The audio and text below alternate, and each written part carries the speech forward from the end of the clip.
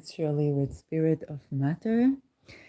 And this is an episode that has an onset astrologically because there are skies for ideas, and there are skies for insights, and there are skies for posts. And so this sky, I'll begin with the sky. And the sky is ascendant Cancer, 17 degrees Cancer. And I'm smiling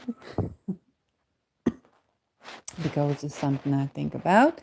The moon is in Scorpio in the 6th house, 26 degrees Scorpio, and is applying to sextile Pluto and trine Neptune. Mars, the ruler of the moon, is in the 7th house, the house of politics, and in 2 degrees Capricorn.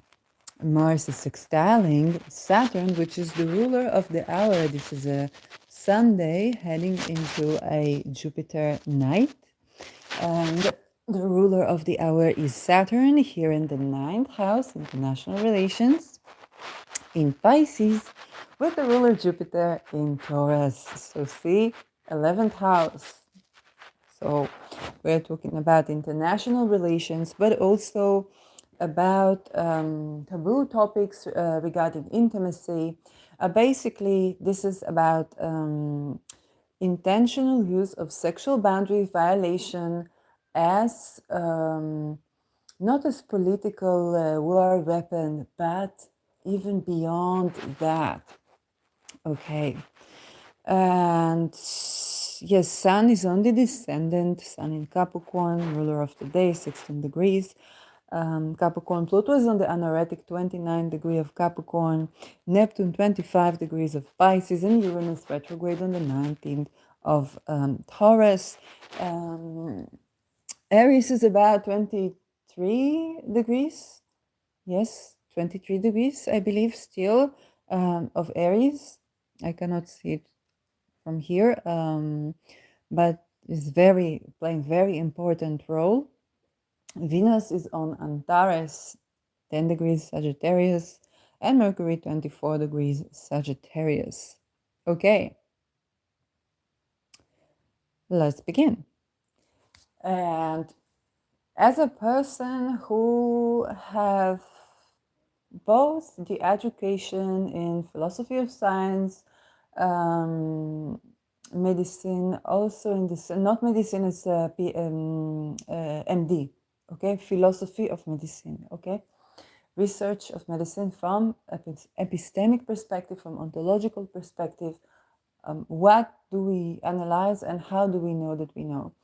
And thereby, I'm talking about not medicine, but medicines, also the holistic, the shamanistic, and again, not as a practicing shaman, but as researching into the many ways in which the art and science of medicine was practiced along the years. And politics and governance. So the definition for politics in international relations, some qualification with practicing in a model UN setting. Okay, so looking at actual committees and how, like, being a participant in such simulations. Okay. And a lot of these people are actually later working in UN, in diplomacy.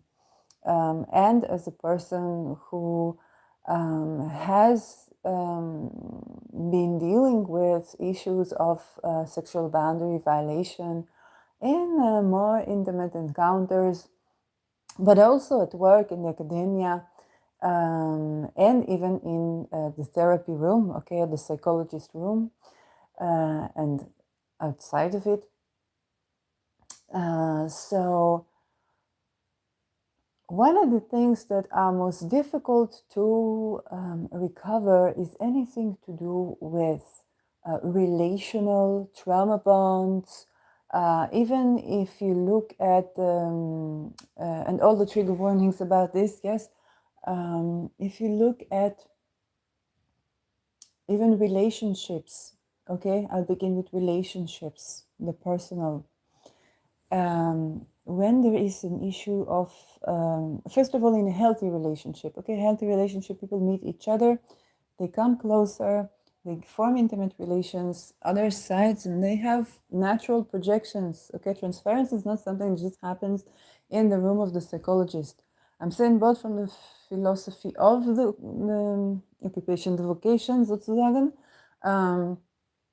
and as experience as patient. Transferences happen is basically projections. They happen in all settings. They happen in all settings.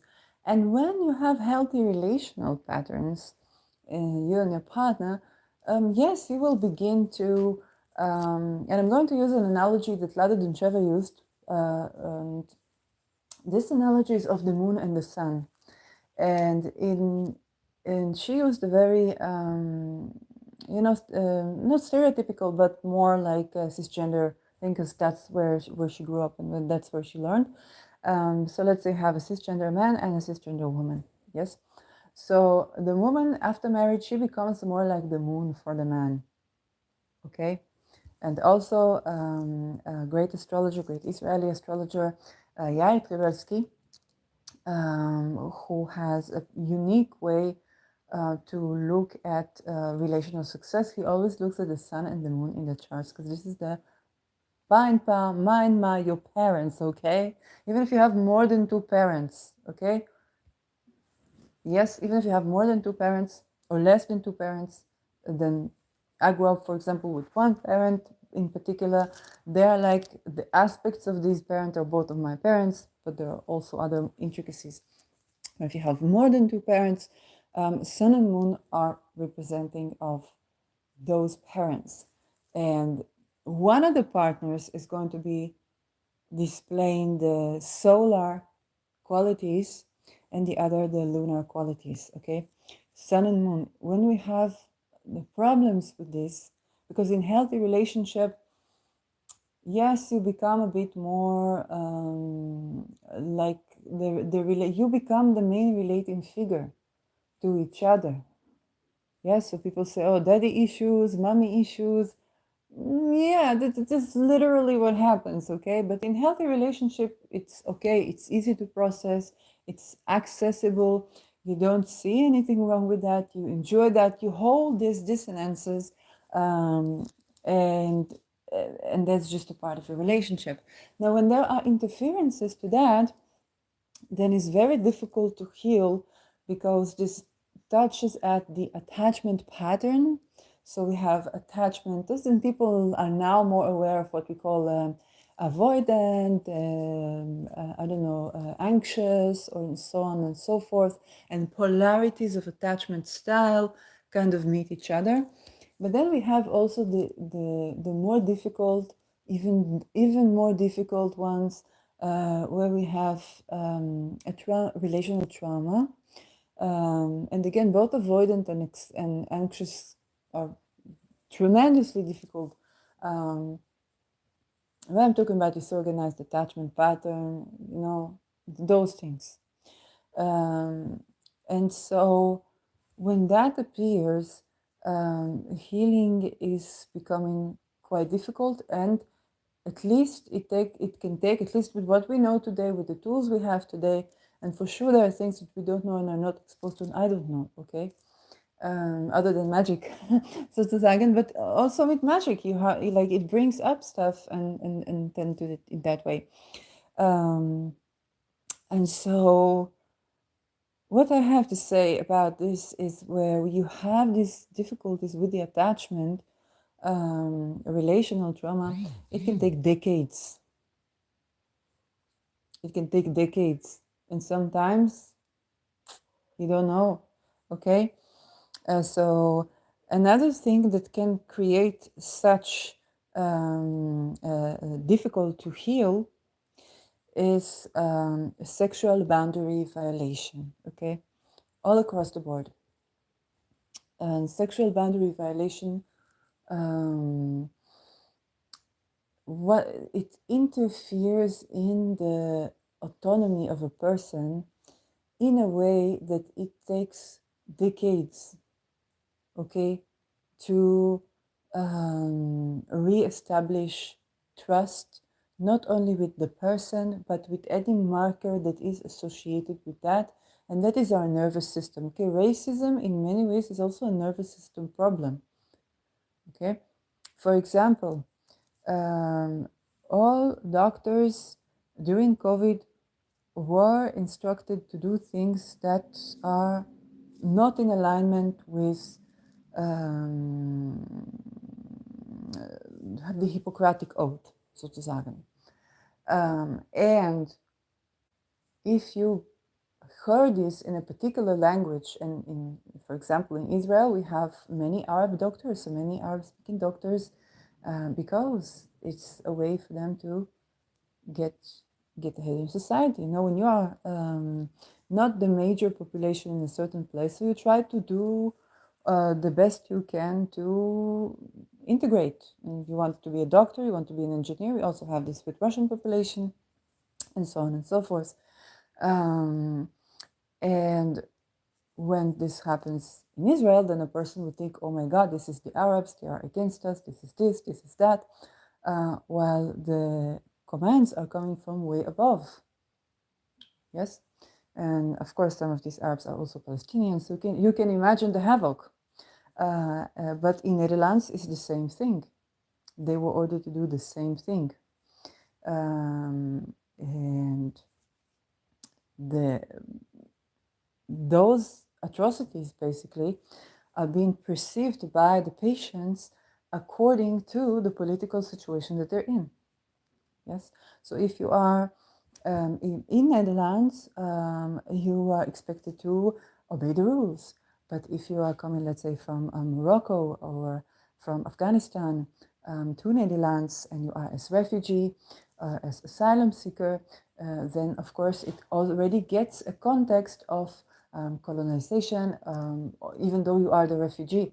It's like, oh, this white supremacist, or maybe like you understand something is wrong, but you don't know like how to put it, and you think maybe they hate you because you are from Morocco, or maybe they hate you because you are from Afghanistan. Now, sometimes those things are true, but there are many cases where those things are not at all related to the actual problem. Okay, so this is how people come to fear certain language. And then they would hear something. When I heard a German person play Bella Ciao, okay, I was so excited. Immediately I rushed to my mom and I rushed to my Bulgarian friend. I had a very good Bulgarian friend. And she told me, I cannot hear the language. And you know, this song is the song of the partisans. And I was like, I knew that my grandfather, who was a Holocaust survivor, he escaped to Italy and he was helped by the partisans. But in Bulgaria, the partisans were raping people. So she knew the partisans as rapists. And I was like, for me, it was the first time that I heard this. Yes, because we go about like, oh my God, because of the partisans, we were saved. And a totally different cultural experience, right? So look how an experience of listening to a language. Yes, I'm a daughter of, I'm a granddaughter of a Holocaust survivor. I was listening to Bella Ciao in German. I was so excited to hear this song, and it was so connecting me with something deep in my soul. And then my Bulgarian friend was more traumatized to hear both the German language and the Bella Ciao. So, or on the other hand, and then I was singing a Macedonian song that my Bulgarian friend taught me, also Bulgarian song, and I still don't know if it's a Macedonian or a Bulgarian. They think I just, oh my God, and they think I just, I just what I said. If you are from either of these regions, probably stimulated a lot of things that I have no access to. Okay, even like I don't, I cannot understand. Why am I saying all of this?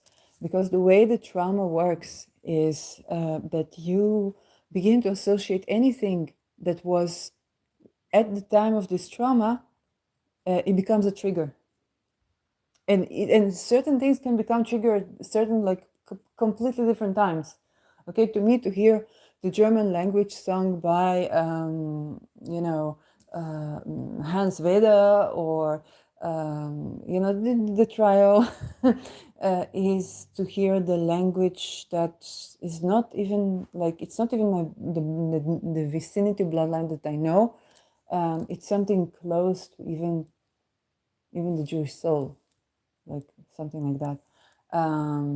But not only Jewish, just something in the soul there. But for some people, it is a trigger. Okay, I'm a granddaughter of a Holocaust survivor. Other people, okay. So it's both unexpected, what will become a trigger, but also like really random things become like triggers. Okay, today my mama called me and she was just talking about, she said, oh, it is so good because now they're going to tend to the soul of the warriors and they're giving them a workshop for the, and I couldn't hear her finishing the sentence and I bursted with shouting and like extreme. She was like, what's happening with you? It's only morning. I was like, yes, they were silencing the atomic veterans and they were silencing the 73 veterans. They're going to silence these veterans right now. And I've like this, and my mama didn't understand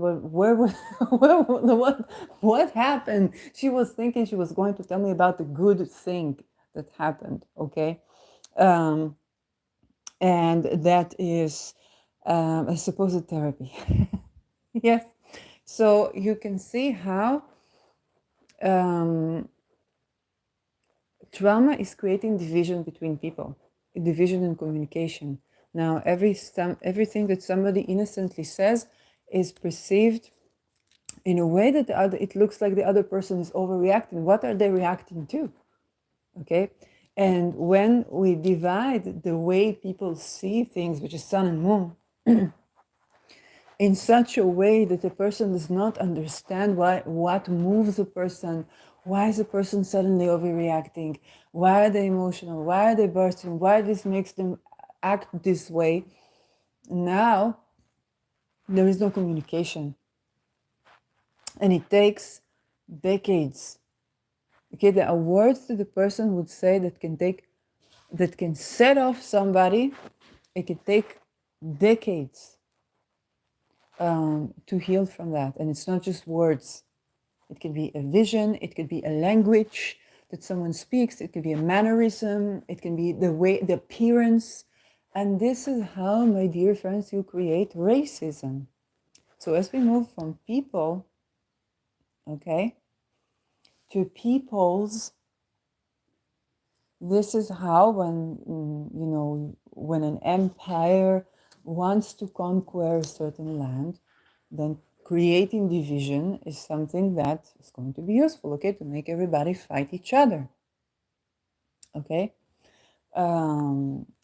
and so if you make everybody fight with each other, the tool that you would use is trauma. These traumas, if you connect sexual boundary violation and relational trauma, unfortunately, we are talking about a sexual boundary violation of children, because this creates a big trauma that is taking decades, if not centuries, to recover from, when we talk about on a societal level, a people's level, a multiple life personal journey, and so on and so forth, an ancestry level even.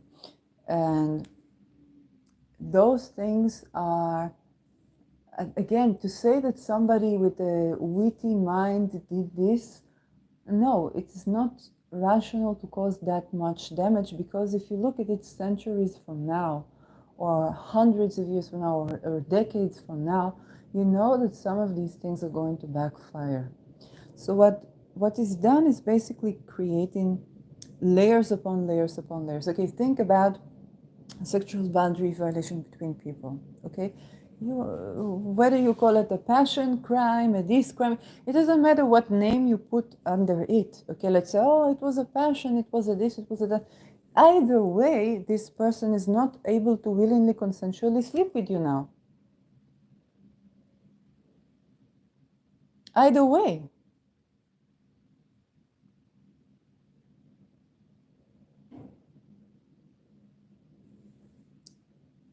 right? So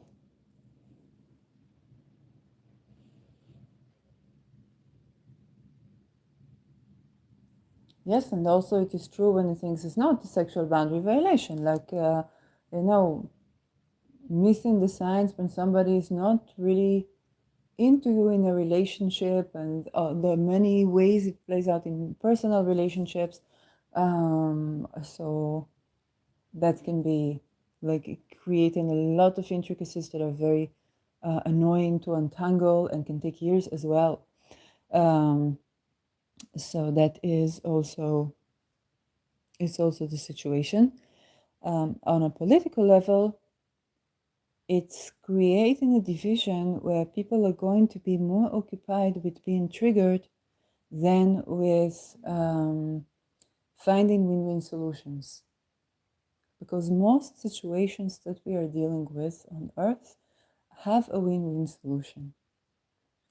Most situations have a win-win solution. It's not for nothing that this lunar mention that I talked about earlier today is a lunar mention that is associated both of evacuation, of besieging, of speeding up menstruation, but also birthing, okay? But change, right? What is this? It's change, speeding up change. More, it is also connected to win-win situations, creating resolutions. And most difficulties that we are dealing with have a solution. They have a solution. There is enough land, there is enough water, okay? We can. Now in Tel Aviv, there is, oh, hello there. There's a new cat. Hey there. Oh, wow. You're loud. You leave. I have a new redhead cat here. Hello there. You're beautiful. So, yeah. Never entered before. I saw him around, but never. Bless you. Gesundheit. But never entered before. And so, what I was saying, the interruption is another way.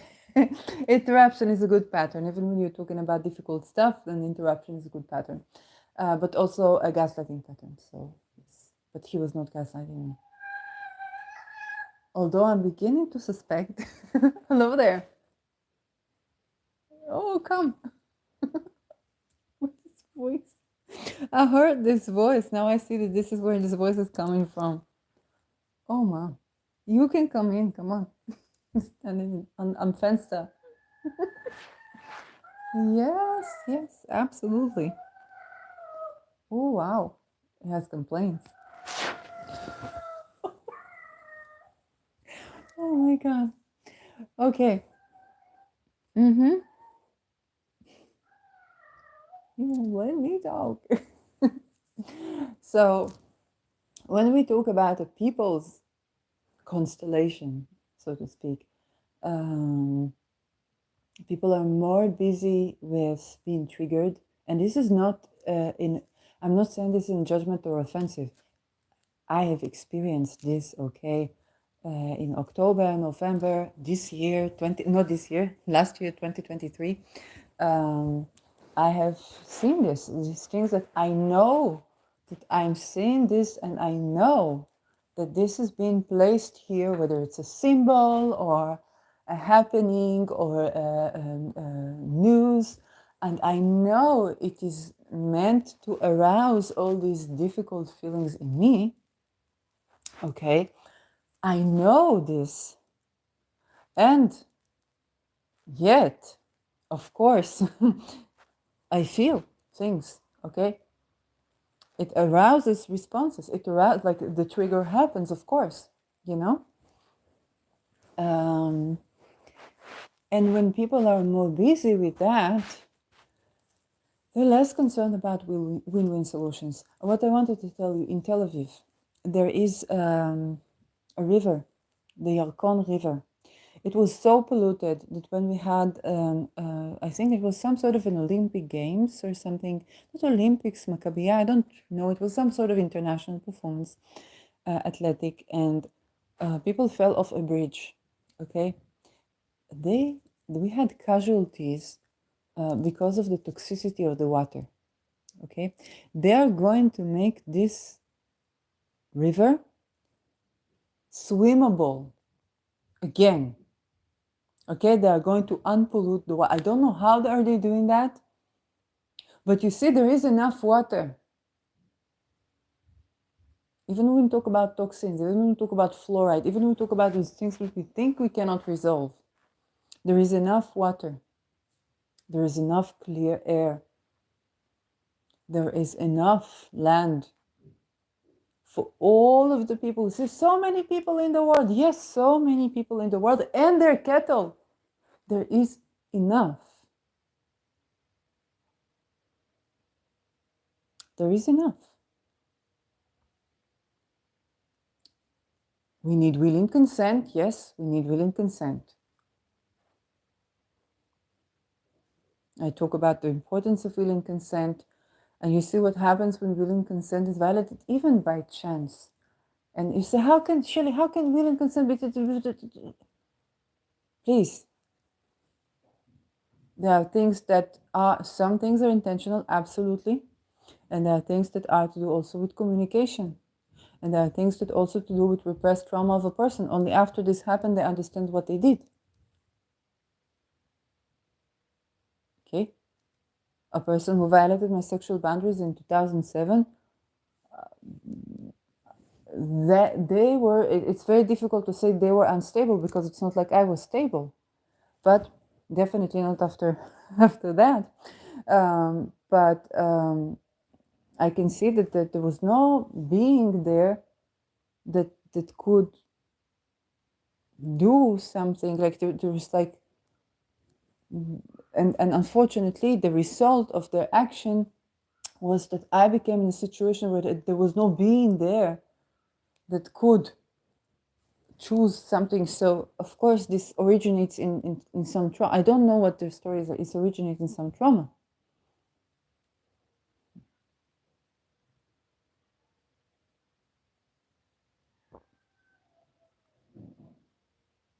And we don't know how to deal with this.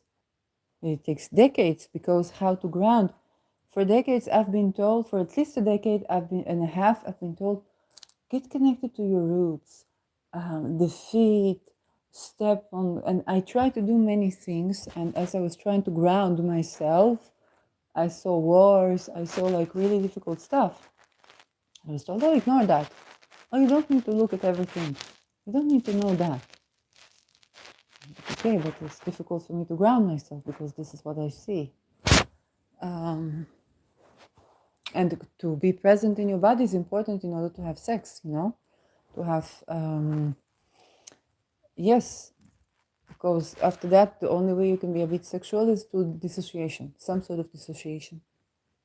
And even if you try the best to say, I will do it with myself, I will concentrate on healing and so on and so on, it's very difficult. It takes decades. Again, if something like this just recently happened to you, I'm not saying it's going to take decades to you. Please understand, we are advancing our understandings, and we are advancing our knowledge. In the past, people did not know that to treat their children in a certain way is violent, okay? And some children were beaten, and even severely, and the parents were like, I was trying to educate you. Or what we call gaslighting or microaggression. If you look to psychologists that were trying to deal with the parent rage towards their baby while raising a baby, then some of them were even suggesting what we call microaggression. I think, I don't remember the name, Fritzi? That I don't remember his name. The confusion of the languages, the one that talked about this. And they were offering what we now consider microaggression for a let out of the rage that the parent had to their child, but in a way that the child still knows that they are accepted. And what they were offering is like to be aggressive if they do something, if they, in their actions, if they change the clothes or something like that to the child, to be a bit aggressive to allow this aggression out. We know now that this is microaggression, and this is something that severely traumatizes children, severely traumatizes children. Okay, but back then we didn't know. So I'm not saying that you are going to experience decades. I'm saying, as to the point of time that I'm speaking, those things. Then on a political level, when there is a desire to create rage between peoples, okay? I mean peoples, we call it ethnicities, we call it origins, we call it ancestry, bloodlines, tribes, countries, and so on and so forth, then unfortunately the use of sexual boundary violation in children and atrocities and stuff like that um, uh, is unfortunately very productive in creating traumas that are so difficult to reestablish trust and to have working to trust again, okay, that that is being used. And I'm not saying that it's like, oh, now that we are aware of this is world peace. No, at least now that we are aware of this, we can understand more levels of analysis, because when it comes to resource, whether it's oils or land or air or mountains and so on and so forth, whether it's resources, and we think we have technology,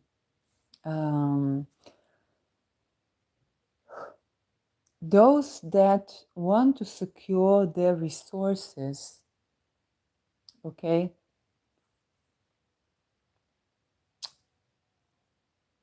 they don't look at people, nations, nationalities, bloodlines, ancestry, nada. They don't look at this. Not only that, the drugs that they are consuming have plasma in it. How is plasma arriving? From the blood donations, and paid blood donations by people who are either homeless or in a situation where they have addiction or alcoholism, and the blood is supposed to go through some process, I don't know, and many of them are homeless. Okay, and so they take the blood, like they, and I'm not even talking about sacrifice. I'm talking about medicine. The medicine, expensive medicine, is containing plasma, and they take this for rejuvenation, maybe of the skin, maybe of the nervous system. Okay, they don't use the beta blockers, what they give to the people. They don't use this. When they want to harm someone, when they want to put away someone, to kill someone, then they use this. Okay. And so they don't look at the world as this race, this bloodline, this. What bloodline? When they need a medicine, they take a blood with plasma of a person that was doing drugs in the street, and they needed to donate blood and get his $20 and then come back the next week. Okay, so they don't. Like, I need blood. I don't care where it's coming from. It's blood. It's plasma. They go through a process. They purify it. It's okay. Yes, but they tell you to diversify the bloodline, marry only within your religion, only within your tribe, only within your bloodline, purify the bloodline, practice eugenics. And this is practiced by the people who are well trained, supposedly, to do that, the people who are academically taught that this is scientific. Oh, you don't know how eugenics actually works. We know how eugenics actually work. It's about purification of the DNA, it's about purification of the bloodline, it's basically about the generation of the race. So, not so to speak, it is the generation. Eugenics is the main reason we have degeneration. What do people do when they have a hereditary disease? they make sure they marry outside the bloodline. That the other person doesn't have this disease in the DNA. How come they don't have this disease in the DNA if it's outside the bloodline? They look at the parents and at the parents of the parents, at least 2-3 generations back in the tree, where they can locate medically to make sure that they are biodiverse enough to reduce the chances of this hereditary disease. But they will tell you that you are not X enough, Irish enough, Palestinian enough, Jew enough, African enough, of this tribe, of that tribe, okay, American enough, Chinese enough, Russian enough, Ukrainian enough, or Dutch enough to be receiving the wisdom of the bloodline. Okay, it doesn't work this way at this era, at this age on earth. Your bloodline matters, absolutely. Your blood matters, betach. Of course it matters. Yes, but it's not about purification of the bloodline, but actually biodiversity. There's enough distance, okay, there's enough proximity. Yes, you're not trying to mate with an ape, not so to speak, okay, you're not doing zoophilia, but you're close enough, okay, there is proximity enough, but also there is enough diversity. This is true both to our relations, also to our relational patterns, okay, the level of separatedness and the level of togetherness that two people need, okay. And usually if one people, we know, oh, if I leave a little bit, then you want me more. It's not, nobody's playing games on you. You definitely need to have established a certain level of autonomy, separateness, to create the connections. So going blending, how is intercourse with, however you do, whether it's the finger or the big finger, it is something going in and out, okay? Something going in and out, blending and melting, staying in it. And you know what, when we do tantric breathing, and we do, what is tantra? It's basically taking a time frame and stretching it. Okay, stretching the time frame so that you get to process the passages, okay, of kind of like the chaotic system of going in and out, together, apart, and hold this dissonance Zen-like. It's a Zen-like dissonance. I think if AI can make love, they probably will hold a Zen-like dissonance between two things, and then it would be like making love for them, because this is more like the mental aspect of this, of the together apart, alone together. And when this is clear, and when this is operating smoothly, we call it willing consent. Because we found enough proximity and enough distance, okay, it's enough proximity and enough complementary things that the friction is adding to the joy rather than emasculating or coming like working against each other, stuff like that. Okay, a willing consent is also about this, and this is true.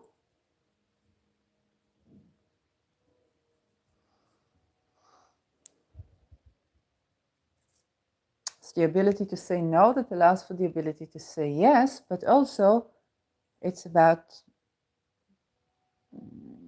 how should I say it, enough distance and enough proximity, whether it's the bloodlines or the spiritual paths, and so on and so forth, that will bring you two together or apart at different times. Okay, from an astrological perspective, people look at Venus and Jupiter. Venus is about connecting things, and it's about your values.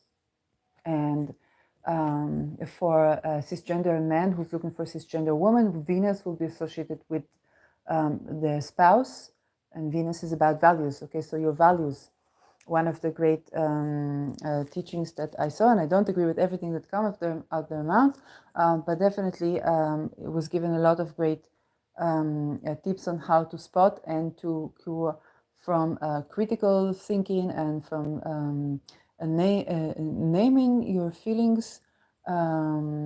Yes, this is Richard Grannon. And one of the things that he talked about for a man, if you want to heal from narcissistic relationship, okay, then he was thinking about having your own worldview, but your own philosophy. But also, I think from an astrological perspective, if you're cisgender man looking for cisgender woman, having your values in place, okay? We women, we are attracted to men that have values, that have values and act on their values, and that we can relate to these values because Venus is relation. But also for cisgender woman looking for cisgender men, and of course, when you are two-spirit or two genders, also when you are gender queer, you want to be looking at Venus and Jupiter. Anyway, we look at both. And this is from Ernst Willem. He teaches Jupiter teachings. He says for a woman, cisgender woman, looking for a man, she needs to develop her Jupiter, her worldview, and she needs to develop her life mission. You see, if your Jupiter is kind of like weak, not dignified, or like in Capricorn, like mine, and you need to develop your own philosophy, your own, you kind of like your own, you need to understand what is your religion, what is in your spiritual path, and you need to develop this spirituality. This is going to assist to improve upon your Jupiter, to improve upon your relations. So we understand that in the process of developing a spiritual life and in the process of developing our values, trauma is an interference point. But also our spirituality and our values are interference point for trauma. Yes? If I have a life mission, something I'm passionate about, or spirituality, it can give me joy and magic that can put in proportion connections and so on and so forth. If I have values, it can put teachings that I see other people have in proportions. And even though I can appreciate this person over the top, if there's something is not in line with my value, then I can speak up for that and appreciate what I do like. Yes, this is healthy relation. It's the ability to agree and to disagree respectfully. Most cases we have the ability to do so. And when it comes to resources, okay, another thing we consider is, of course, that there is a process for humanity. Okay, if we talk about other planets, I saw a beautiful meme by Dan Waits, and he was showing the world we have, showing the mountains and the rivers, and the world they want us to crave, showing some sort of like igloo-shaped, so it's kind of like igloo-shaped labs on a complete desert in space. And he was being so point on. And as I was seeing that, immediately I thought, yes, but this is also where we are heading. And so the entrepreneurial and the innovation, yes, there's some sort of contraction because like it doesn't look that inviting, okay? And yet we are intergalactic species. We have always been intergalactic species, and we are intergalactic species. We are heading there. Normally, people don't leave a place that they absolutely adore, yes, without a calling. And the correct way is a calling. But normally, people don't listen to their calling all that much if it looks very uninviting. Now, for sure, there are other ways to get space, but then there is the contraction. And we can think about the wealth of the world. And first of all, understand that they're not racist. They're not nationalistic either. You know what? They're not even carrying one religion. Maybe the spiritual, maybe they are not. You think about Switzerland. And the story I will probably tell a lot about Switzerland is they used to take money from everyone. We can hide your investments. I don't care. It's like they're like, we don't care. You can be Nazi, you can be Jewish running from the Nazis. You have our money. You can be running, doing tax evasion, no problem. We will hide your money. But then, about a year ago, I think it was a year ago, or yes, something like this, Switzerland had exposed the names of Israeli investors that put their money in Switzerland. One of them was a former head of the Leumi Bank in Israel. If I'm not mistaken, I could be mistaken, okay? So don't take me with a grain of salt. But I think it was ex-president of Leumi Bank in Israel, one of the biggest banks in Israel. And so what's the thing with Switzerland? It's a Pluto-related wealth. It's both the wealth that we can hide your secret.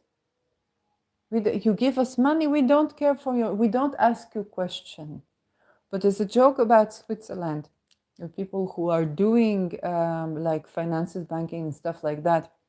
I just saw this on YouTube. I'm not related to this, but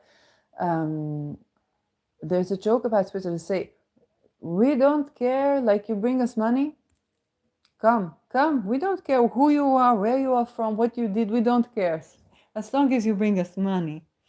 But then when you come to ask for this money, to cash it in, okay, we're like, what money? This is Switzerland. And that is, it's not Pluto, but it is a facet of Pluto, because Pluto, you think that this is well hidden.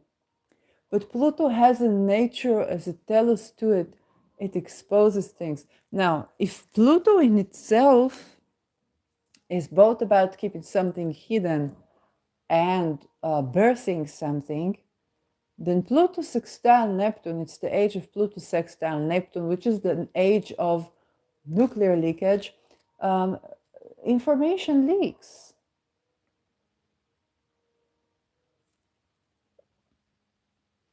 And we're heading to the bisextile era, which we're going to have also Uranus here. So information is definitely going to leak, or it's going to be exploded out. And add that to Pluto in Saturn sign, which we're going to have another 20 years of. Saturn is about karma. So Saturn, if Pluto is hidden, the karma of Saturn is like, we have given you so much time. Now we expose, because Saturn is bringing karma, okay? You have been keeping this hidden. It could be a hidden talent that you have as well.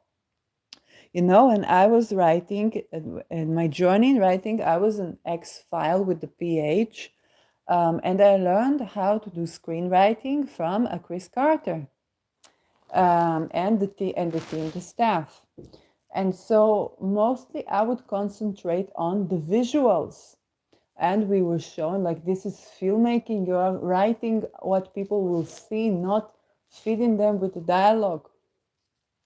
And I corrected my mama when she was writing her book. And I was like, Mama, why these dialogues? Why these dialogues? Come on, you want to show people and this and that. You don't want to bring it with a spoon to their mouth.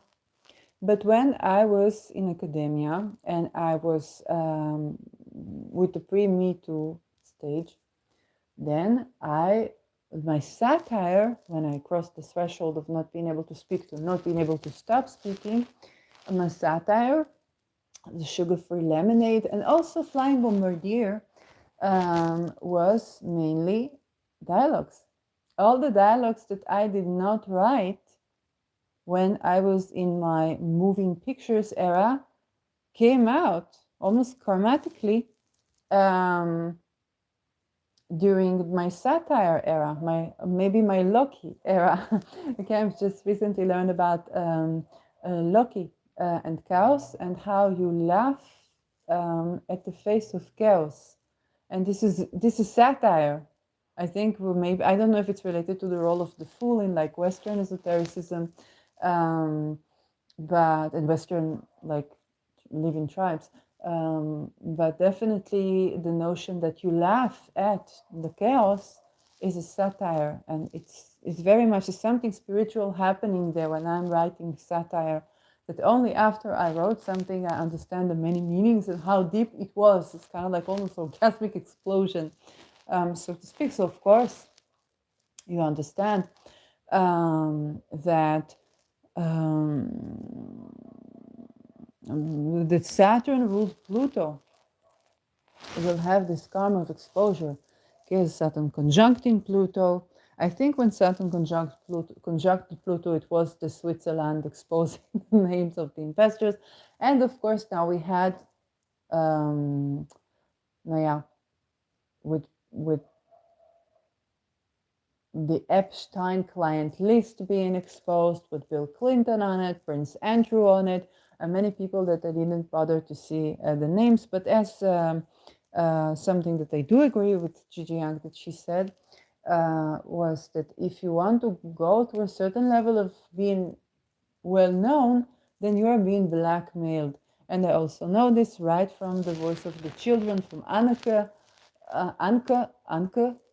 I think. I need to check again the whole name, who was survivor of these child traffickers, and she was dispensable children, and basically they would use children to blackmail, because the child was supposed to seduce. Okay, they put the children through a lot of trauma, and then the child has no choice, and they're supposed to be nice and this and that. It's supposed to be like a seductress. And you know, when I was a Me Too veteran, then there was exactly the delegalization of consumption of sex work, okay, in Israel. So there was a lot of discourse. And I know one of the women, she was sex worker, she was an escort, girlfriend experience sozusagen. And she said she would really, really love to be the type of women that you send to seduce people. Okay, she said she would, but she was thinking about like being a spy or doing that to get information to expose people. Okay, she was thinking about being kind of like whistleblower. Yes, no, I didn't mean it that way, but whistleblower in the sense of like a temptress and exposing people through this. But what she was very naive, because these people are not exposed. Like when I was studying filmmaking, there was a colleague that was studying with me, and he, I don't know which, yes, he was studying with me, and he was around my age, and he was a bit older, and he said, I was 20 then, he said, you know, if I wanted, like if you ask me about attraction, okay, and he was working for a show that exposed crimes. So he said to me, you know, in terms of attraction, you are too old for me.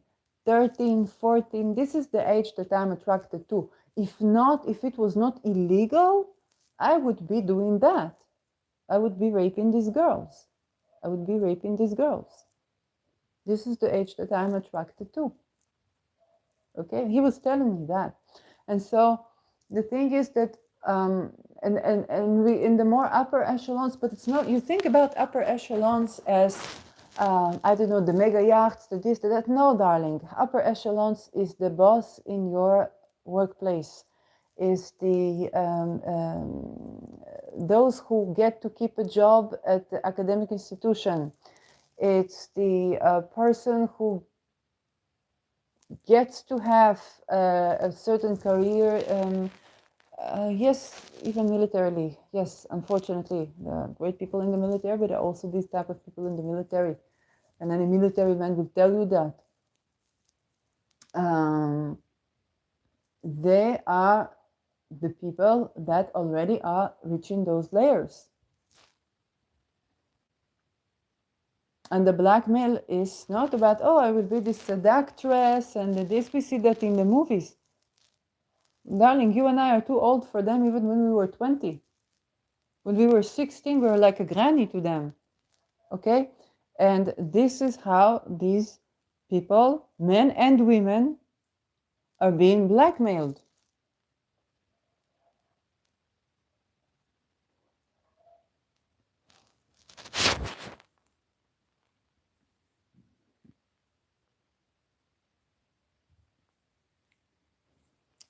So you cannot see a person who is not like this, because if you cannot be blackmailed, you are being cast out.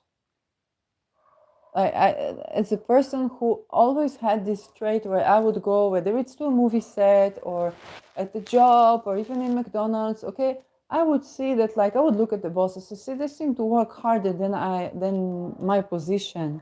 So I will not have time to be a good person. I will not be able to develop myself psychologically, philosophically, even whether I do or don't want to be like having children to be with my family and so on. Then I would see that, and I would see the money would not compensate for the losses of the values of being a human being, and even because of not getting enough sleep. Okay, it's not that these are bad people. And so I saw what happening to my bosses. I saw all these things. I said, I don't want that. I don't want that. And then they would like, I would have to leave every job. So they wanted to both give me boss positions earlier, but also when I saw what is actually happening, then either I did not want, or I would get fired and so on. So I would get to see what is in the business very, very soon. And so I became like a Don Juan of jobs. So it seems like I am the person who is not okay. I thought about myself. I had this self-stigma of not being employed for long, because I was like, oh, I always show great potential, but then they get let down. And I try to tell them what I want. I want to study. I want to have this course and that course. And they will do, tell me how much money you need me to make you so that I will have this. And I saw it's not working. It's not working. Why? Okay, so if you look at my resumes, look like Don Juan. Changing jobs like you're changing your undies. And I kept being optimistic because I was young. Didn't understand what is going on.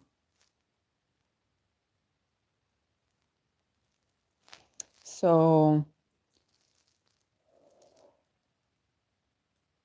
and so everything, when you tell me the work job, it feels like a trauma. So it plays out to the situation. People think, oh, you're like, you're lazy, you're this, you're that. And I'm like, I don't think so. My problem is usually that I exhaust myself and then I get sick. But the thing, even when I rest, I meditate. It's not like I rest. I'm not resting. I'm absorbing. So something active is happening there. So the thing is that you cannot get to be employed for long. I'm not even talking about being, I don't know what. You cannot to be employed for long without being a person that somebody can blackmail. And this created a problem. And I'm second generation to this problem because my mama, the same thing, you know.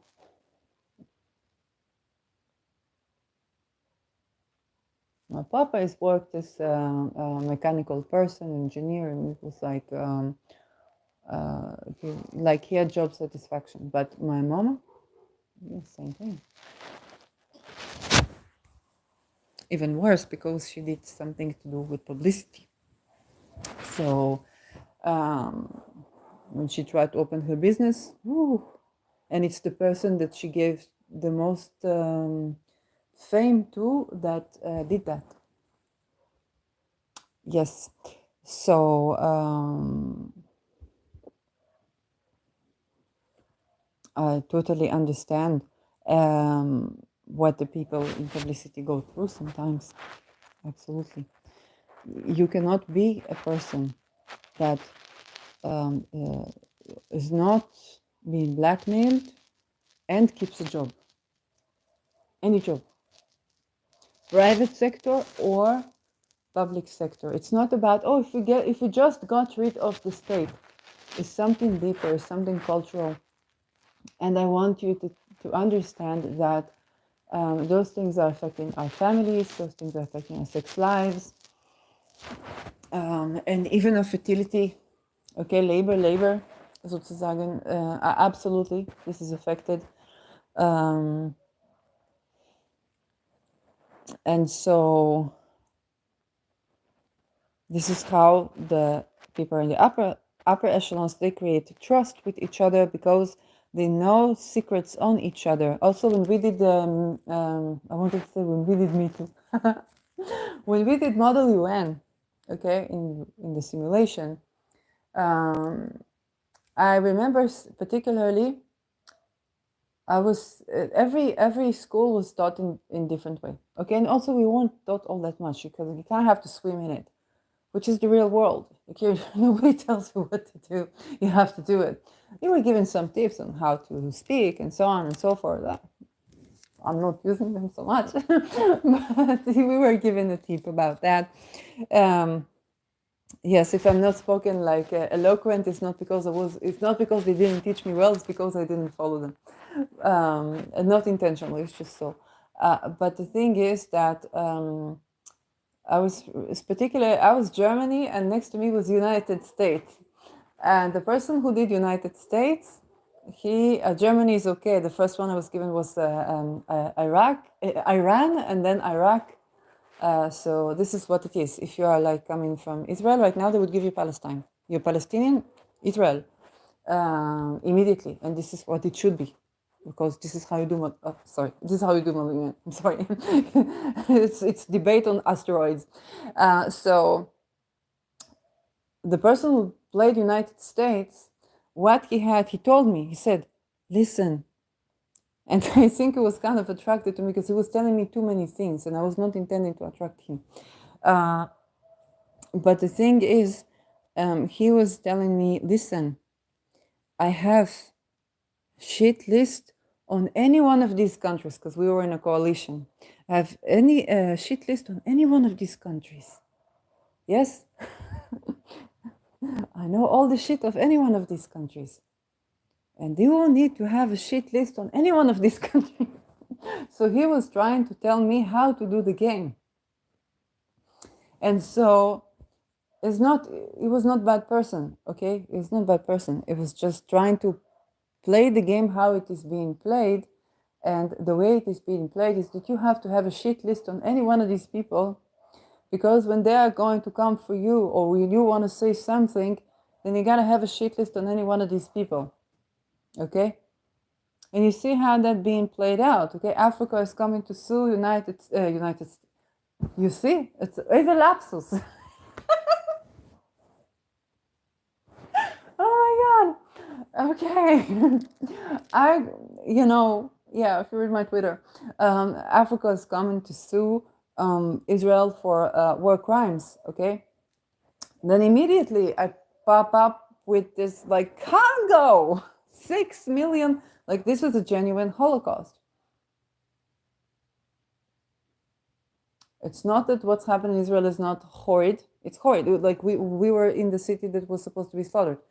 Like, this is horrid. 7 days I didn't sleep. I felt on my energy. I felt on my body the atrocities, and I don't even want to begin. Okay, and I'm in Israel. Okay, so yes, we're talking about 6 million people dying quite similar ways. Congo. Okay, so you see how having the what people call the shit list is sometimes it's not a strategy or a technique. It's about, hey, are we going to like ignore Congo? Are we going to ignore 6 million? Are we going to ignore the Kurds? Are we going to ignore Afghani people? Because they're being genocided right now. They're not being deported, they're being genocided. You cannot go to Taliban-ruled Afghanistan.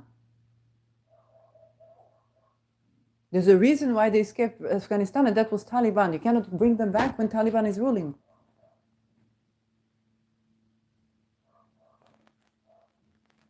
Are we going to ignore Eritrea? Are we going to ignore Sudan?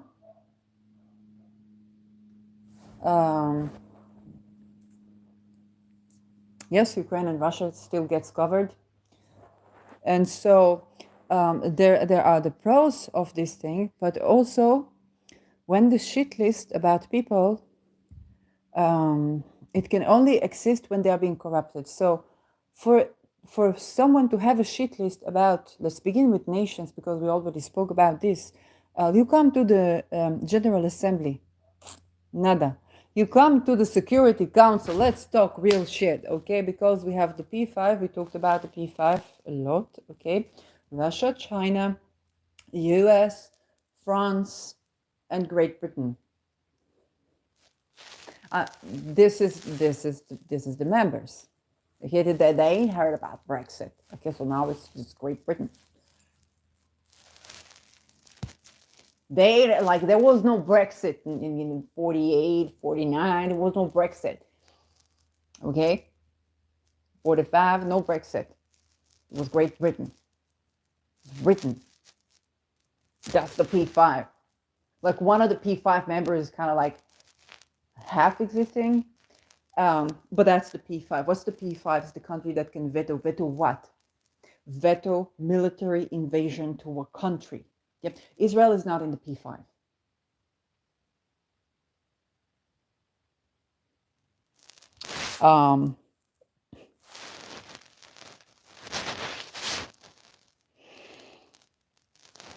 Neither is Saudi Arabia, neither is Qatar.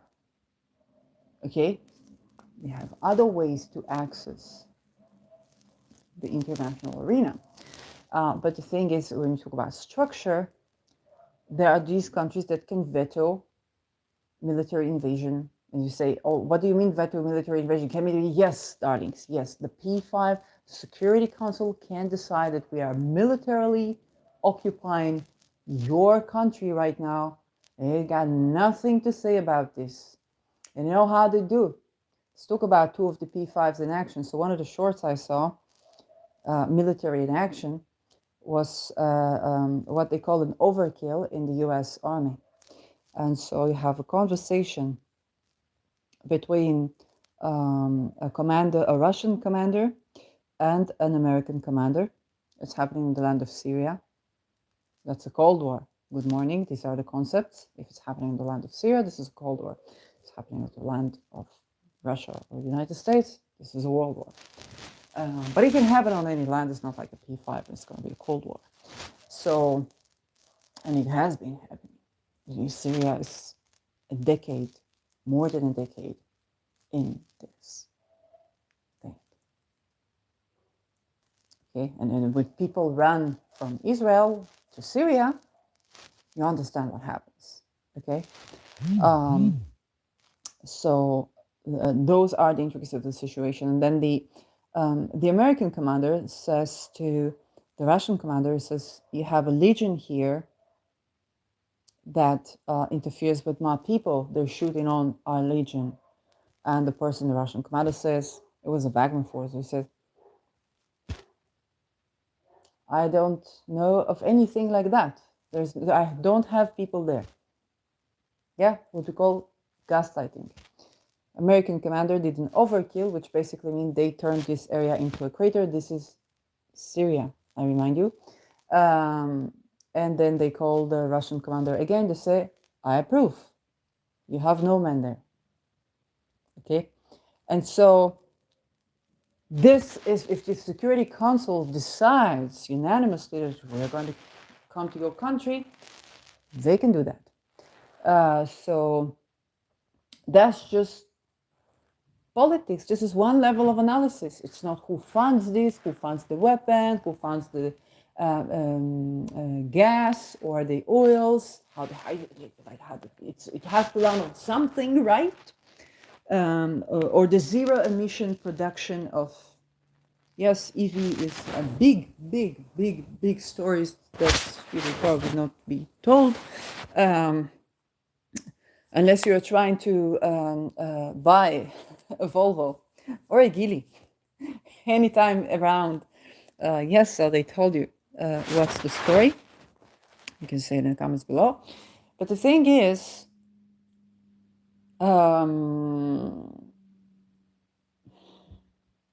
at this level of analysis, there's a direct line between the Kremlin and the Pentagon.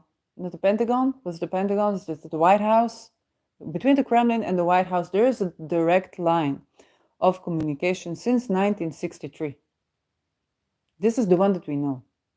Okay, after the Cuban Missile Crisis, it was solved by founding this line of communication. Okay, this was at the time of J.F. Kennedy, who had Midheaven and Saturn. I think it's Midheaven, I'm not sure. I think it was Midheaven and Saturn on Procyon, engulfing Procyon. Okay, and ever since I learned about this, I call this the fixed star of denuclearification. So Gemini president solved this by communication, forming communication line, technological solution, but also mercurial, Gemini. So it ain't like they don't talk.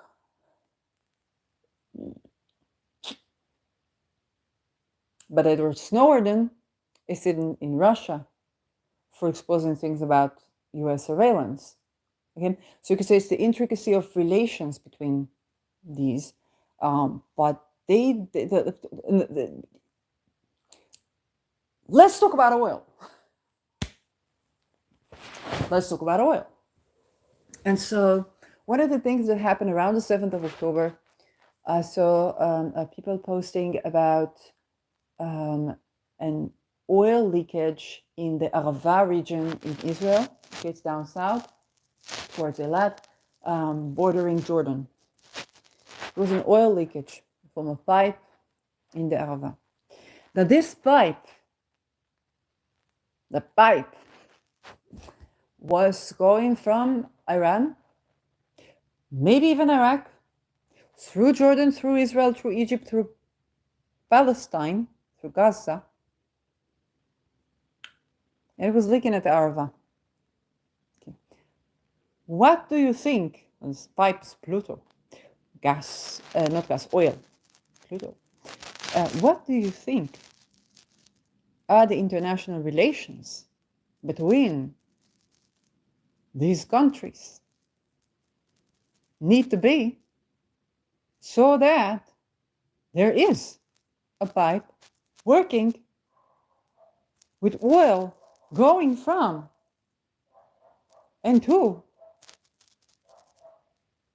Iran, perhaps even Iraq, Jordan for sure, maybe even Syria, Israel, we don't know about Lebanon, Egypt, and Gaza, to the Mediterranean Sea. After people were raped, murdered, slaughtered, and ritually sacrificed. Peace in the Middle East. Infrastructure-wise.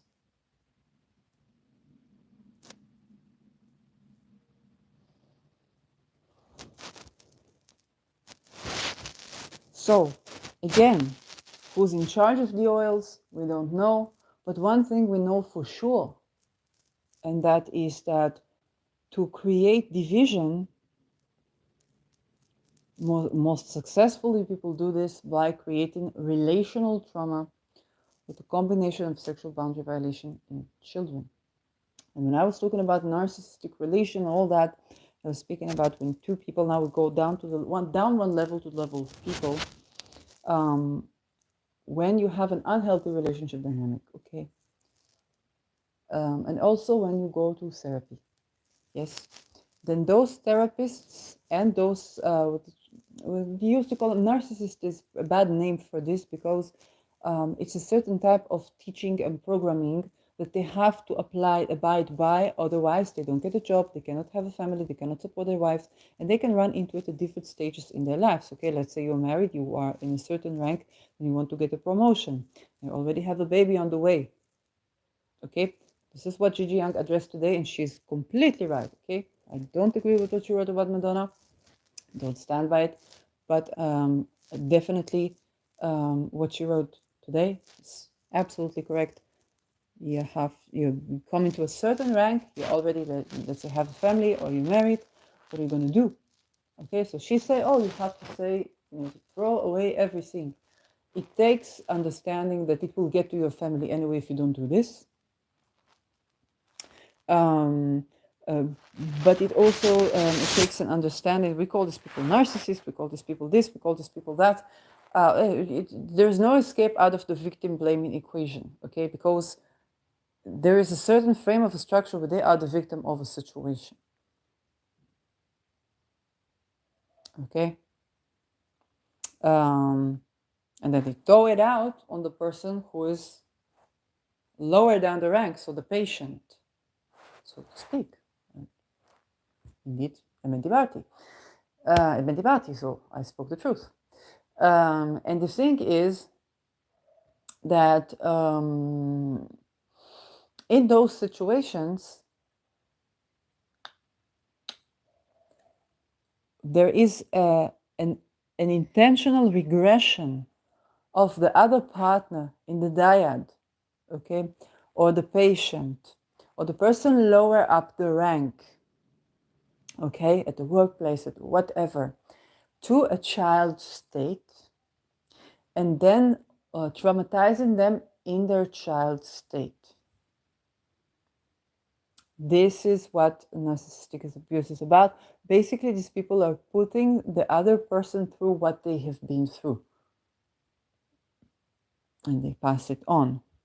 And so we see this in interpersonal relationships.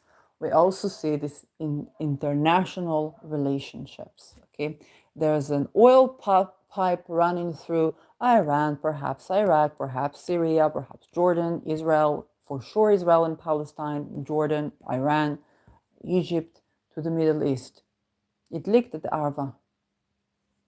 It leaked. That's how we found out about it. We didn't even know about it. It's a pipe. But what does an IDF soldier sees when they go to Gaza? They see, oh, we did not know that the entire infrastructure here is by Hamas because there are many caves and so, okay? They see these pipes. Okay, they see the caves, the tunnels. They don't, you understand? So they get their vision of the picture.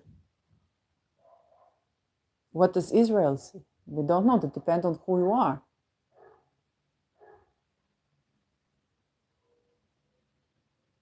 You understand what I'm saying? So these are different frameworks for these things. And you are shown, and you understand that, if you think about, oh, my country, your country is an assembly of corporations that are externally funded.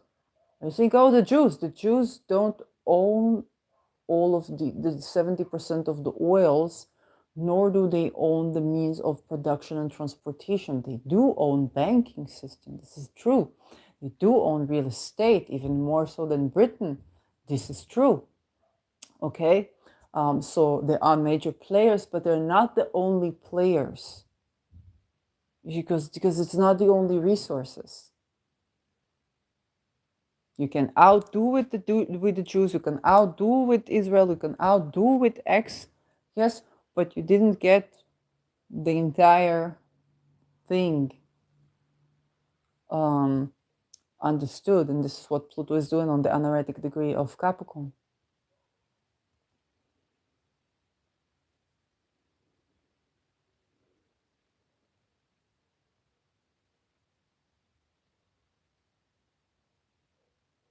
There are things that even now, as I'm looking at this 17 degrees Cancer ascendant, will coincide with the exact degree of ascendant of someone that passed away, was murdered actually.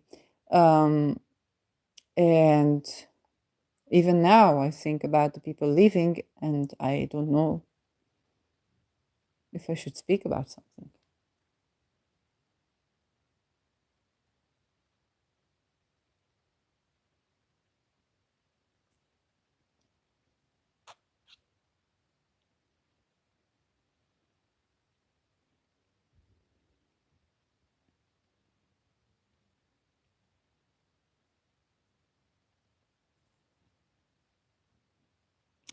We're still in Jupiter hour.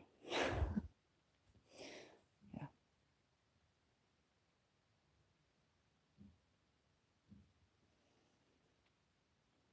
And so the use of these childhood trauma type thingies and the use of such gigantic atrocities is keeping people at a situation where they are tending to they are doing their baby steps, attending, whether it's an Israeli person saying never again is now, and they are right, or people saying for 75 years we've been in this situation, and unless they run Hamas, they are right.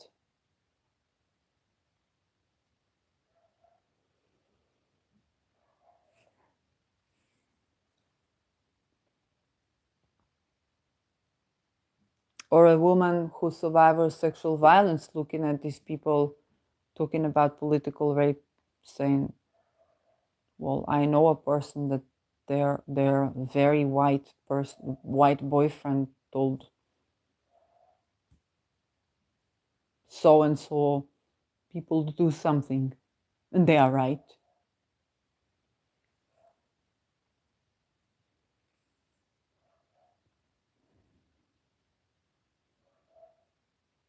People in Morocco telling Jews to go back to where they came from. Mm-hmm.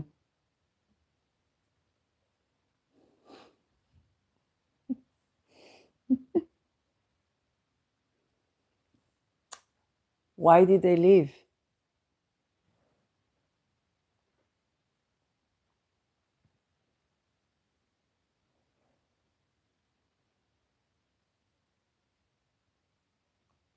And so we are busy with those time frames. We are busy with those time frames.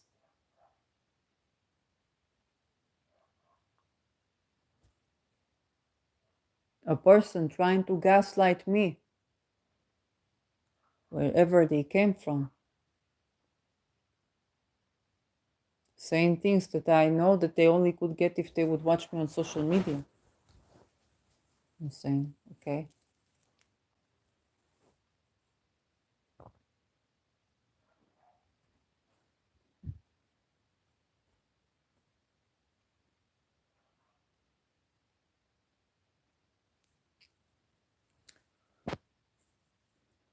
So people will take a certain level of analysis that they have, and they will tend to it to the best of their abilities. Okay, even when I was in academia, as I was beginning to speak, I spoke about what I saw. I saw the structure of academia as with the structure that was the church is not singling out any religion, it's just the church structure historically, and that was academia back then. And later came the separation of religion and so on and so forth, supposed separation. Um, and I saw things that are happening, like how do they choose someone to promote them, okay, and how do they give them a sense of belonging and stuff like that. I understood that the way a person was behaving with me is the way another person was behaving with him. And so I saw that there's just something there that's happening intergenerationally. It's kind of like programming, so to speak. Um, and I spoke about things and I exposed, okay, the word chasfanit in Hebrew is a stripper in English, is the word to a whistleblower, okay, to a person who exposes stuff, okay. Chasfanit is basically chasifa, which means exposure, okay, so it's kind of like exposing your body or exposing your clothes or exposing, yes. And in my satire, I played on that because it's like you wanted me to be like a stripper or something like that. I was like, I'm like a stripper, but of the soul. I expose my soul and I expose what is happening. Um, and it's also because of certain traumas that I had. Okay, my mother busted in and read something that was not really a diary, but she thought it was a diary, and it was big trauma for me. And then for many years I didn't write, and then I did write, and she also told me, you don't want to write something that you don't want the newspaper to talk about. Okay, so it's like she said, there's no privacy in this world. So you understand some sort of intergenerational trauma in my family that contributed to me doing what I do and speaking even compulsively the way I speak. Okay, any person with a right mind probably would not do this, but I have the right mind to do this because um, it's my place in the world, is to do this, is to say these things. Okay, this is my life mission, so to speak. Uranus is kind of like almost exactly between my Ketu and my midheaven in Sagittarius in the 10th house, so that Mercury is now applying to. So it's a very frightening thing to say, but I have been silenced, and it ends up in a comet exploding the world. This is what it ends up with. So many people not speaking, something will explode, and this is the entire Earth. Again, this is also what people are getting ready, because on the dark aspect, it's kind of like, oh, these secrets are happening, to this, to that, we're afraid of this, we're afraid of this. We are in our worldly politics. A comment can come and pull the entire Earth out in a second. We're afraid of A-bombs. Come on. And this is also why, I return to the Dan Waits meme with the world that we have and the world that they want us to run. And the thing is that we are needing to develop the intergalactic habitat in some way so as to tackle these possible comets. Okay? Yes, there are the atrocities of the earth, and from a shamanistic perspective, and this is very true. There are also the fact that, yes, anytime a comet can come and wipe the entire earth out, and humanity is destined perhaps to keep being, but intergalactically, and the other planets, they don't look very inviting. This is true. That is true, and that is true.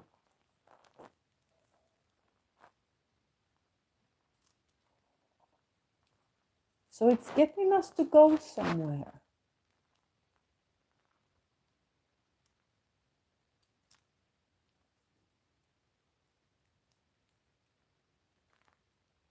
And it's happening in the age of air, this is true, but you have to understand something, and this is cosmic.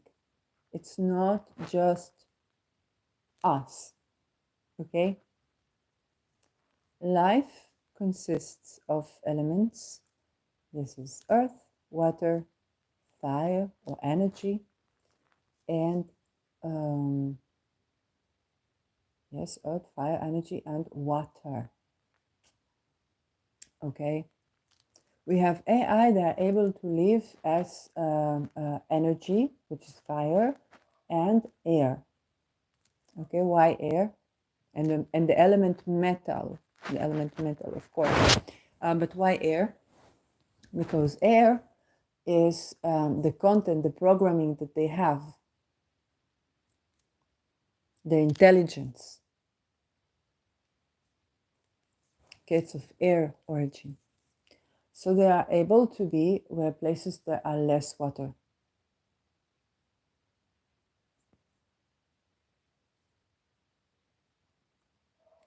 We need water, air, earth, which means land or matter, okay, and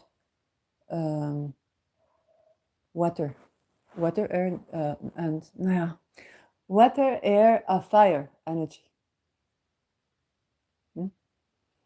And so we need a good combination of them. We are 70% water, something like this, or 8, even 90% water. Yeah, we are very watery. As a species, we need a certain temperature, many conditions. So teleporting to another Earth, yes, it's probably destined to happen. Yes, absolutely. But also extinction of a lot of us can happen. Yes, absolutely. It's just a truth. Okay. So to keep all the elements in good balance, which is what we do on Earth, is important. And so we are naturally oriented to do so. We're naturally oriented to do so because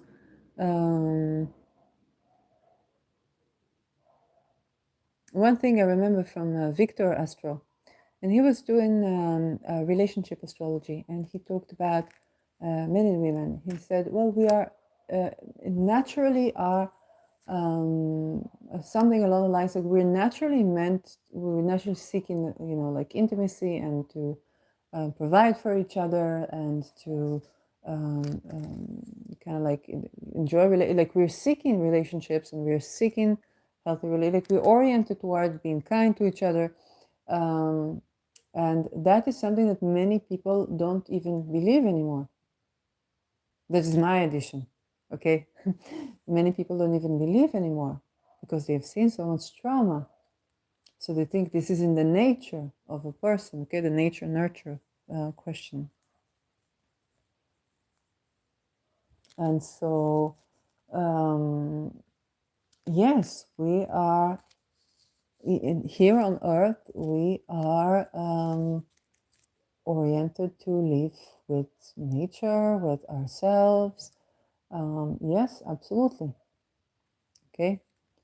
But there are many facets of nature, there are many types of nature. Okay. People think that, for example, LGBTQ is not natural. Not true. There are same-sex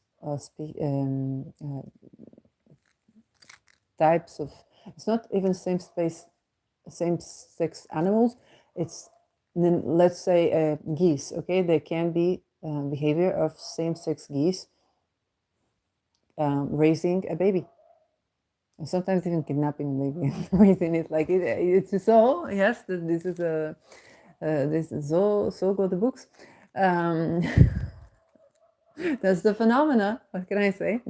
But we see this in nature. It's a part of nature. It's not something that is exclusively human.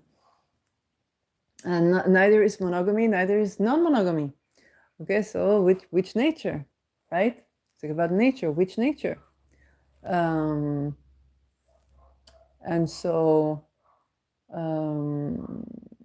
And it's true, there are various natures. So maybe the people who say this, say it's my nature. Yes, okay, that's fine. You need one mental who is believing, right? Um, and so the thing is that creating a trauma in the soul of a person creates a division that is unnatural and can take a lot of time to resolve. So this is how those things are being used. You people are not oriented to rape each other. Okay, we're like usually the most the most orgasms people get is from when the partner is orgasming. A part of the orgasm is their pleasure, but it's the giving pleasure, and the knowing that somebody is turned on by pleasure in you, and that they are turned on by you as well, that the people orgasm from. Okay. Um,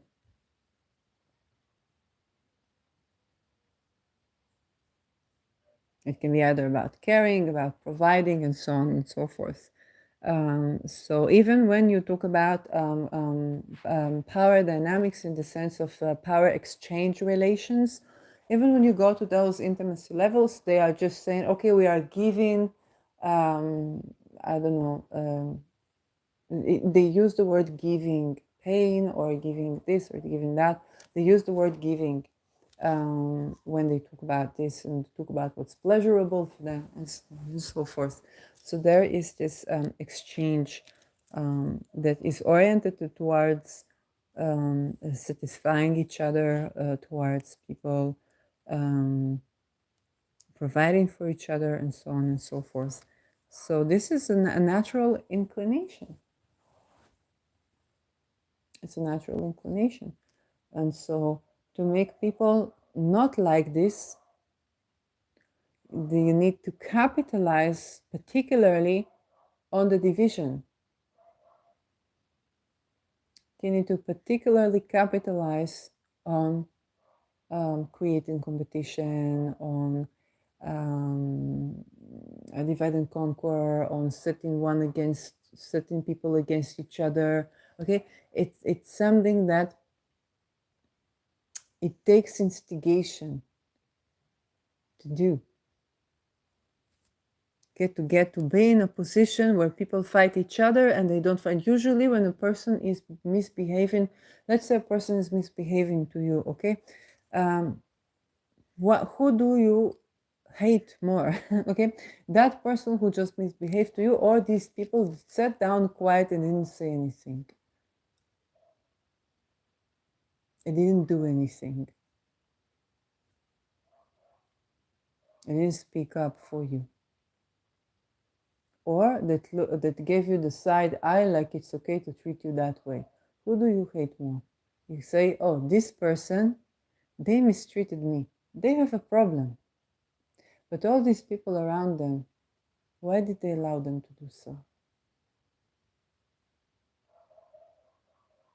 They are enablers. Okay, usually people hate the enablers even more so than the person, because they understand that the person that hurt them, they have a problem. But what, everybody has the same problem? All of you have the same problem? Okay? And um, and this is true.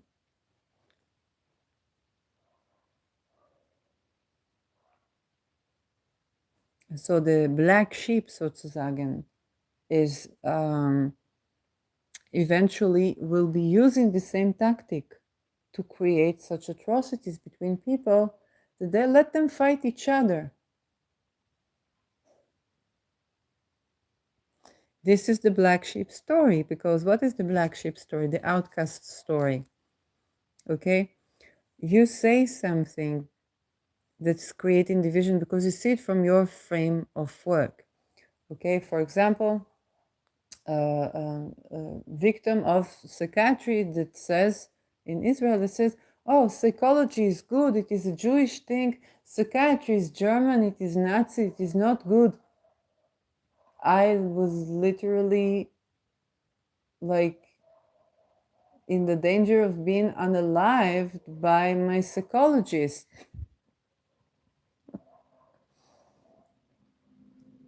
I don't like, what's Judaism to do with this? Like, Freud and Jung were plagiarizing their patient. Jung's patient, I think she died at the Holocaust. Huh? And plagiarized her whole thing. What we call countertransference is Sabine Spielerein, is not Jung, and it's a wrong term. It's a wrong term because she was internalizing the blame for what happened, and she called this and she called her experience transference and his experience countertransference. There's no such thing as countertransference; it's all transference. But countertransference is basically served Jung to kind of saying like she seduced him.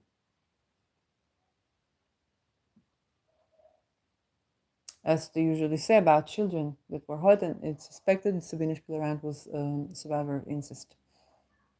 Okay, so those types of places are creating division. And then the person who tells me, psychology is good, it's a Jewish thing, it's a this, and they like, oh, do you want to meet me? I'm like, I don't think I can, because you say things that are triggering a lot of my wounds. I have to keep myself sane. But this is created intentionally. So this one person will hate psychologists. This one person will be triggered by psychiatry. This one person would be triggered by the welfare. This one person would be triggered by the funds that collect money for people. And then people cannot come to win-win solutions because they cannot meet, because they cannot communicate.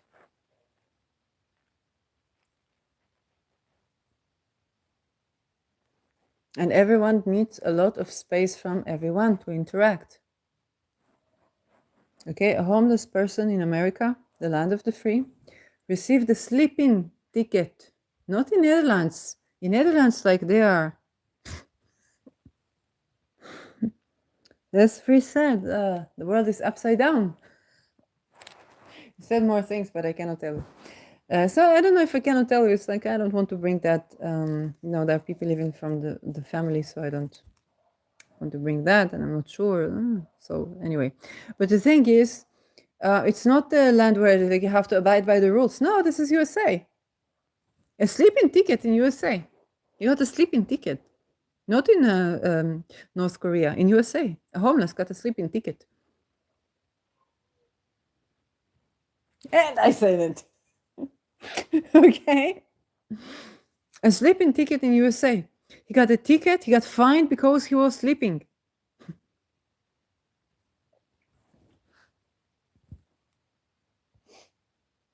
Like literally, how many of us would pay taxes? Even pay more taxes, so that all these people that are troubling us, that they will sleep a little. Have a cup of water. Sleep, my friend. Take your time. Meditate on this. I will pay you some of my taxes even. Just think before you act, okay? This is what sleep allows you. It allows you to make better choices in your life. This guy got a ticket for sleeping in the USA. In the USA. And he speaks Black American. He speaks American. I cannot. He speaks American. It's just no other way to put it. He just speaks American. It's the same. It's the accent. It's the manieres.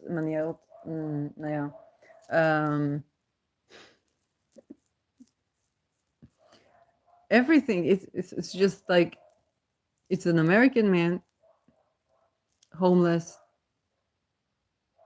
that got a ticket for sleeping in the US of A. This has happened in the US of A. 2024, maybe 2023, when they were filming this. You look at Invisible People YouTube, look at this.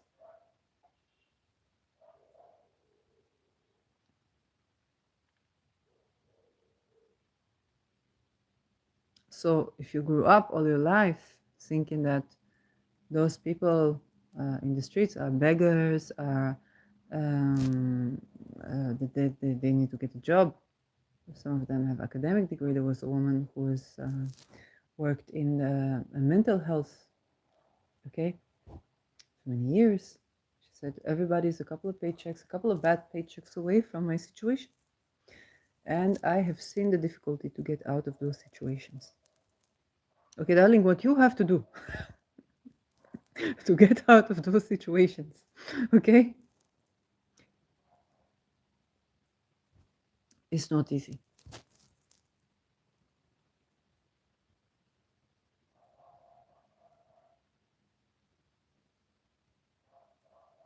And when you get out, if you get out of this situation, and you know where is housing first coming from, as do you say? Where is it practiced? In Finland. You watch Finland. When they tell you it doesn't matter, you're using drugs, okay. You still, first you get the house. No, there is nothing you can do that we are not going to let you go. You have this house. You have this root level. You have this root level.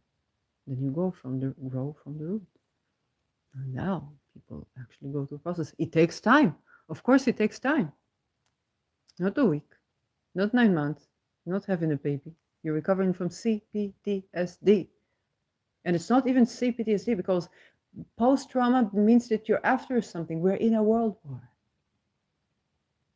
And I'll end with that.